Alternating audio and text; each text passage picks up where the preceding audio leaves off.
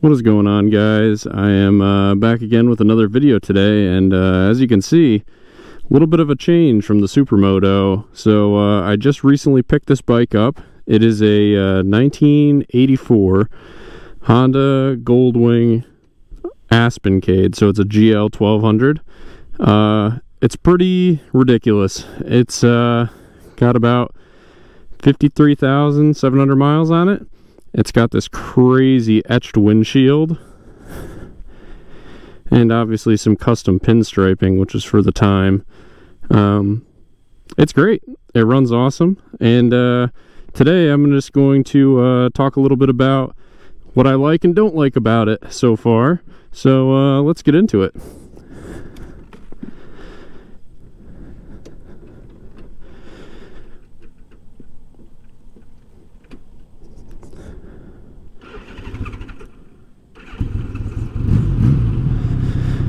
So we're starting off in Uniondale, Pennsylvania today.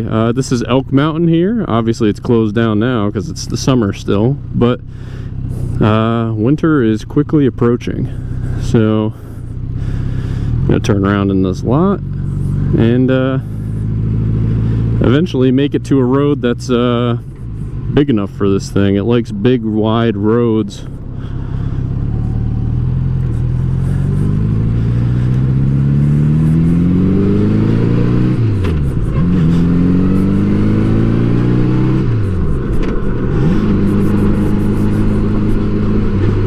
Forgive me if my shifting isn't perfect. I'm still getting used to this heel-toe shifter. I haven't owned a bike yet with one, so this is my first bike with a heel-toe shifter, and it's also the biggest bike I've owned by far. Obviously, the Supermoto doesn't really compare too much to this thing, but so far I'm really liking it. As you can see, it's got the retro gauges. Those were specific to the Aspencade model in this year at least, and full cassette deck, radio, speakers. The radio and cassette player does work, but I'm not going to turn it on right now, obviously for copyright reasons.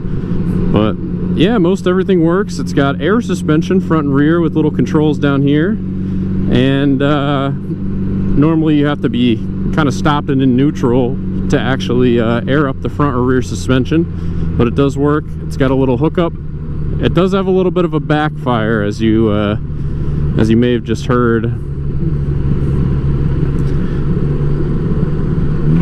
It's not perfect, but it's pretty cool. It's a pretty cool bike.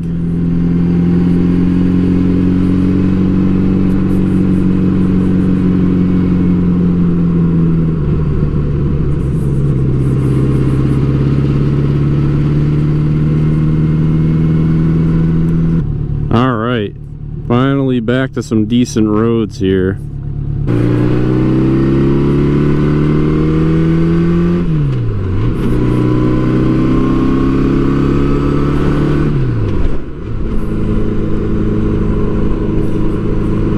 This thing is kind of crazy with how much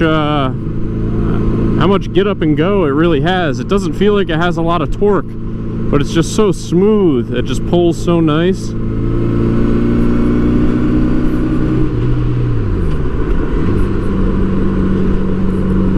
And then once you get into overdrive, you can just cruise, pop the feet up on the highway pegs, and you're nice. You feel real good. But some other things that I like and dislike about this bike. Some of the things that I mentioned are going to be this bike specific, in terms of like my own bike version, and not just this year Gold Wing in general. Mine obviously isn't perfect. It needs a little bit of work, but right now it still runs and drives fine. It gets me around without any issues, and it feels good. It just feels good. So starting off, one of the things I do like is the how much storage space this thing has. You got the two backside bags, the one trunk bag, I guess you'd want to call it, It's upper on the back. It's got a little makeup mirror in it, and they hold a lot. They all together hold so much stuff. I recently went on a long ride. We had them packed full, snacks, extra jackets, all kinds of stuff like that. It works out perfectly. So nice.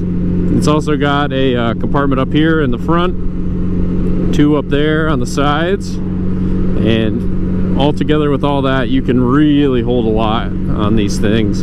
It's honestly kind of crazy. The amount of features that this thing also has for the year is crazy. This one is carbureted still, but with the radio and the hookups for a CB over here, on-demand air suspension with a built-in air compressor, so you could also fill up tires and stuff. There's a little attachment for it.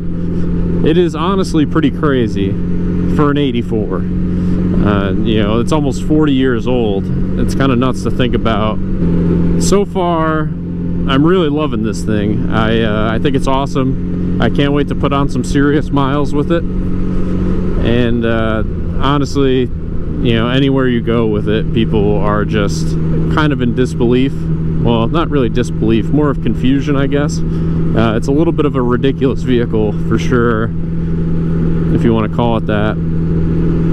And it gets a lot of looks wherever you go. People ask about it. People ask about, you know, the windshield especially. It's so obscure. So now let's get into some of the things that I'm not a huge fan of. Even though it's got air suspension, the one on my bike is a little worn out. So it's not the smoothest ride. I mean, you'll definitely take the bumps and stuff, but you could feel yourself shaking around a little bit once you hit some big stuff. Another thing is the shifter really does take a little while to get used to. I saw some things about this year being a little bit specifically annoying with the heel toe shifter because there's some kind of fork design with it. So like if you're going from like third down, sometimes you can have a little bit of an issue, or you'll, you know, push down with your toes, try to get it to go down a gear, and you'll have some trouble with it. But what really helps is if you take your foot and kind of rest it like this on top of the heel and toe part and kind of reset it, and then try to go down.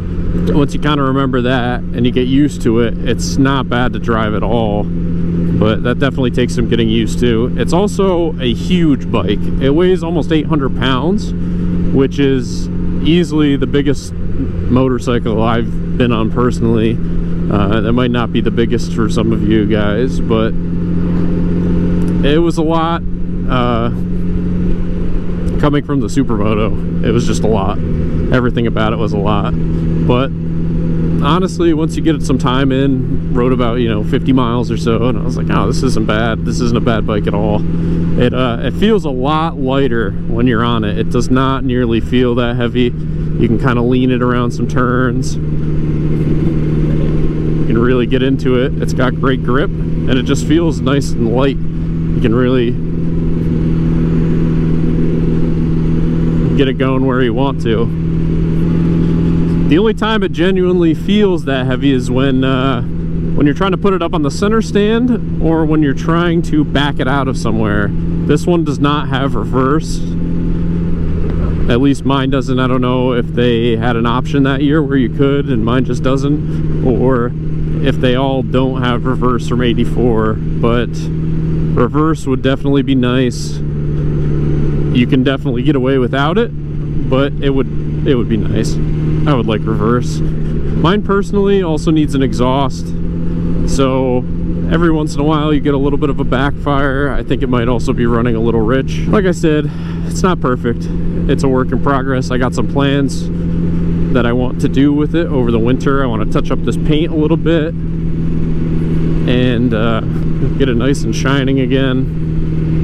We'll see. Maybe I'll make a little series on the channel about it over the winter, since I won't be able to do a lot of motorcycle riding, or maybe I'll get out some snowmobiles or something. We'll see. It really depends on what kind of winter we have. But right now, I just want to enjoy it before the winter comes. My right side mirror is also kind of loose on this. It kind of seals to almost to where these speakers hook up right here. The seals are kind of broken on that side, so the mirror itself isn't going to fall off, but it's just not nearly as stable as it should be, and I just haven't had time to fix it yet. I've really mostly just been spending time riding it, but that'll get there. That's probably going to be a winter thing as well. It's not going to hurt me too much to keep it like that for the rest of the season, since the season's almost over. Ooh, that made me a little nervous. I did not want to hit a groundhog on this. Another thing that I really like about the Gold Wing is that you feel like you're just so high up, like you're kind of in line with people driving cars, you know, like we're the same height, we're seeing eye to eye. It's kind of nice. It also just feels like you're at almost in a small car. It doesn't really feel as much like a motorcycle, especially, you know, on the Supermoto. Like, one reason why I really like the Supermoto so much is because it feels like you're really in one with the road. There's a lot of input that you're giving the bike, and there's a lot of output that you're feeling from your surroundings and the road, and you just feel like you're really out there. It feels really raw. The Gold Wing feels very refined. It's a nice, you could hop on this and drive 1,000 miles and you wouldn't even be worried about it. You know, you got radio, you got this little, this windshield creates like a little pocket behind here, so there's really not that much airflow in this direct area, but you can get plenty of air from the outside, and it's just smooth. Everything about it is smooth, it's comfortable. I got a backrest, great lumbar support, and you could just do that. They're built for two completely different purposes. This thing, when you're on it, you feel like you don't have to worry about, you know, bumps or small rocks in the road or grooves or anything like that. It feels like a tank. It feels like you could just take them. Half the time you don't even really feel a lot of the smaller stuff because it's just so big. It's got so much weight behind it. It just kind of plows through things. It's not that way at the Supermoto at all, and I think that's what I like about it so much, is that it's such a different feel being on a bike this big and being on something that's so comfortable and has so many features. This is something I would use to commute to work, back and forth, go on long trips, kind of like vacations where I wanted to ride or something, if it wasn't too far away, a few states or something like that. I think this thing would be awesome for that, and that's what it was made to do, ultimately.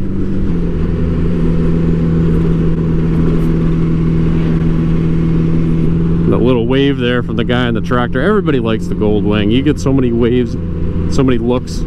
It's almost comical how many you actually get. I really just wanted to show you guys the new bike, see what you guys thought about it, and just tell you some of my my first impressions about it, really. I hope you guys enjoy it, and I want to thank everybody for watching this video, and let me know if you guys want to see more of the Gold Wing or not.